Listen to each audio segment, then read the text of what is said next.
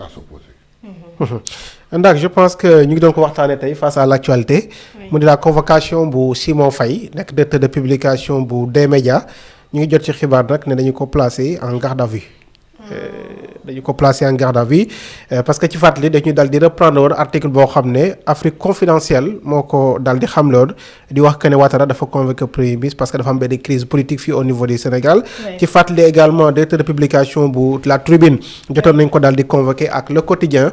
parce que dañu génne woon article boo xam ne su ma juumul boobu la xëtu yéen kaay buy basé ca diwaanu Europe moo ko defoon doon wax ci ki nga xam ne moo nekkoon fële ca diwaanu Casamance en tout cas l'information est là mu di le journaliste Simon Faye de la Sen TV est placé en garde à vue. Peut-être honorable ce commentaire si par rapport ak la convocation de Simon ce matin par la division des investigations criminelles ñu transféré ko également fële ca brigade des affaires ñu ngi jot xibaar ne finalement il a été placé en garde à vue. xam nga Sen TV laa ko xaw ma nu mu tudd. ñoom la Sen TV. bu ñu ñàkkee fayda yi bu ñu ñàkkal Sénégal fayda regarde ce que dit l'article que le président ivoirien convoque le premier ministre sénégalais. Imagine nga loolu Côte d'Ivoire mooy sunu bàyyi ba war a mën a toog président Côte d'Ivoire toog di convoquer premier ministre Sénégal naa ko kaay wuy si ma pourquoi parce qu'il y a des problèmes chez toi Simon yéenewuma ko loolu mais pourquoi il a laissé passer ça gis nga ñoom yéenewuma leen dara yéenewuma lu bon parce que man yéenewuma kenn lu bon mais gis nga fii ñu teg seen tànk buñ ko tegguwul lu mel ni duñ ci jóge bu ñu ñàkkee fayda yi bu ñu ñàkkal Sénégal fayda sunu premier ministre bi su demee devant Ouattara su fa complexe di am c'est Ouattara qui sera complexé dara safu ko dana ko wan ni que man sax duma sa borom waxuma la suñu président qu'ils arrêtent et qu'ils apprennent à s'opposer. ñi naan da nga ni menacé taskati xibaar gi yooyu nag qu'est-ce que vous allez répondre par rapport à ça. yan taskati xibaar. liberté de la presse par exemple ngeen di menacé. non je parle pas de man waxuma man. dafa am ñu posé cette question aussi. je te le dis parce que taskati xibaar rek yaa ma gën a jege. non maa ngi def sama liggéey man. dañu menacé keneen. man dafa wax lu waxul. su ma nee dafa wax. parce que moom moo am dernier mot. oui. te xam na ni fii luñ fi wax c'est sa responsabilité. lu tax mu bàyyi ñu wax. lu yoon wax. il n'a qu'à assumer ses responsabilités. c'est tout. bu fekkee c'est une menace. contre les journalistes. eh bien tant pis. nous assumons. bu fekkee c'est une menace contre les journalistes. nous assumons.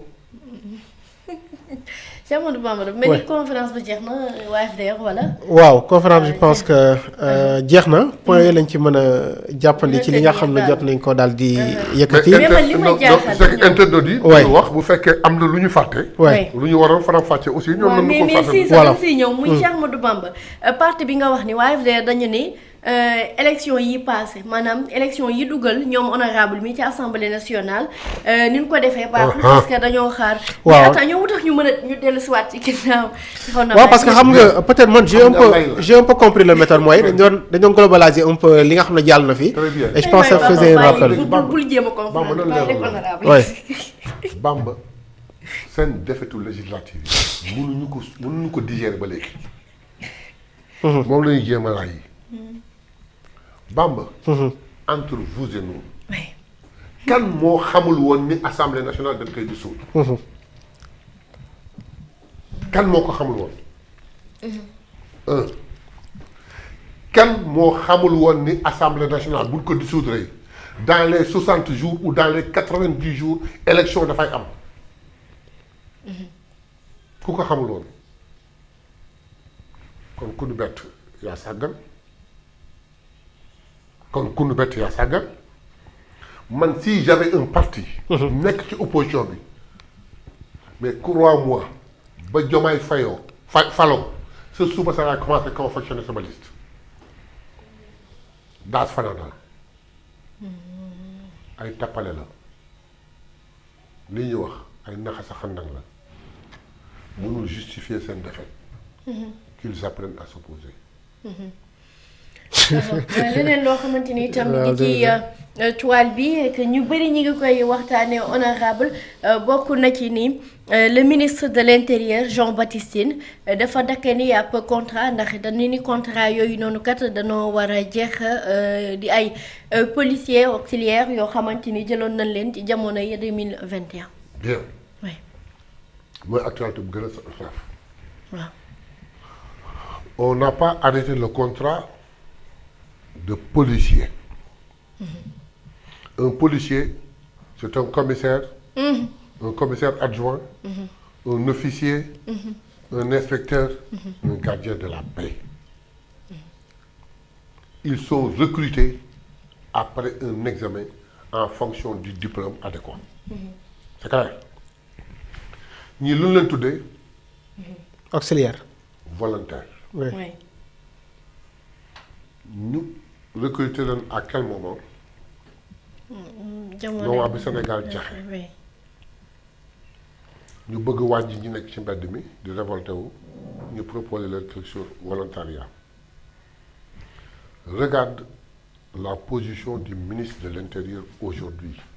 Il était à la gendarmerie. à la gendarmerie. au commandant de la gendarmerie. au commandant de la gendarmerie.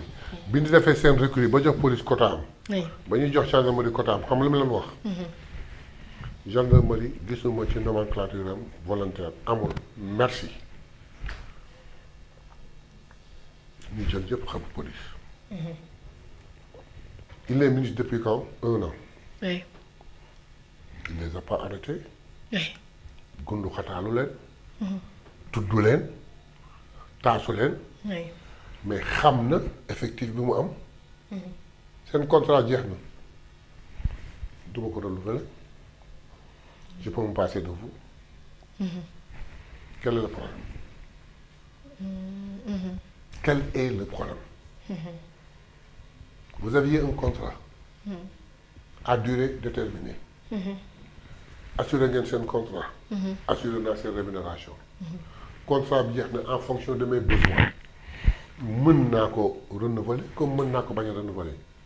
mais honorable am na ñu ma ci waxtaan la ñu ne ñoom bi ñu signé amul benn délai bu ñu leen jox ne leen 3 mois la 4 mois wala 5 mois. ñu ne ñooñu. oui. bu ñuy signé xamuñ sax lu ñuy signé. ñoom ñooy wax loolu. mais seen groupe bi seen rapport kii bi waxuñu loolu. te yow journaliste yi defal investigation bi te gis nga. li ma la ci mën a wax très honnêtement yéenewu ma lañ ko bu doon sama sago s'il y avait possibilité malheureusement ils peuvent pas continuer comme ça parce que c'est pas ils sont dans un corps boo xam ne bokkuñu ci c'est sous forme de volontariat bu doon sama sago kenn ci ñoom ku ne am ci loo jàpp téye ko te mu dëgër mu nekk sax un CDI waaye dañuy ak analyser la situation actuelle ñëw nga nekk volontaire le mot volontaire est très important. ma signé la un CDD. bu durer 4 ans. pendant 4 ans. yaa ngi doon doxal li ñu lay doyee. pendant 4 ans maa ngi la doon jox li waroon ak yow. contrat bi jeex na ñaari situation rek a mën a am. la première mooy j'ai encore besoin de toi. oui. ma bàyyi ko renouveler le contrat. oui. je n'ai plus besoin de toi mais j'arrête le contrat.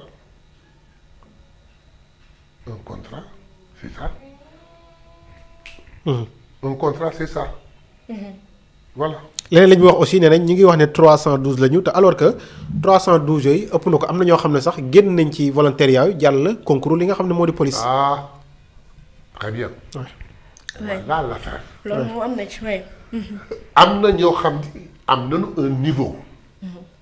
boo xam ni ça leur a permis de comprendre qu'ils ne sont que volontaires et sont sous un contrat boo xam ne dafay jeex. oui. ñu dem fekki. oui. dem defi examen en fonction de leur niveau. oui. intégré wu dans la le corps. police waaye mooy am na ñu ma ci xam ñu bari waaye.